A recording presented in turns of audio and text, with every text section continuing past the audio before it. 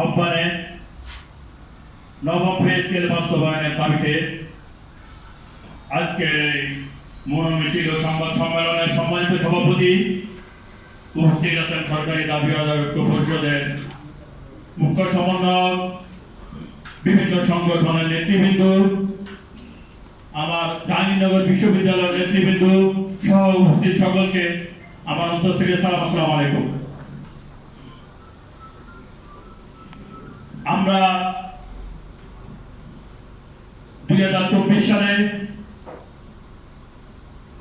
আন্তঃবিশ্ববিদ্যালয় কর্মচারী ফেডারেশনের সাধারণ সভা করেছিলাম ঢাকা বিশ্ববিদ্যালয় চতুর্থ শ্রেণী কর্মচারী ইউনিয়ন কার্যালয়ে।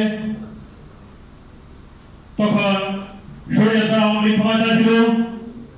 আমরা যখন ওইখানে সাধারণ সভা করি তখন সবার মুখে লাস্টে একটাই বক্তব্য ছিল, জয় বাংলা জয় বঙ্গবন্ধু। আমি নিজ থেকে এটার প্রতিবাদ করেছি। বাংলাদেশ আন্তঃবিশ্ববিদ্যালয় কর্মচারী ফেডারেশন এটা হলো নির্দলীয় একটা পেশাজীবী সংগঠন। আপনারা এখানে কোনো দলকে আনবেন না, কোন দলের দাসত্ব করতে আমরা এখানে আসি নাই।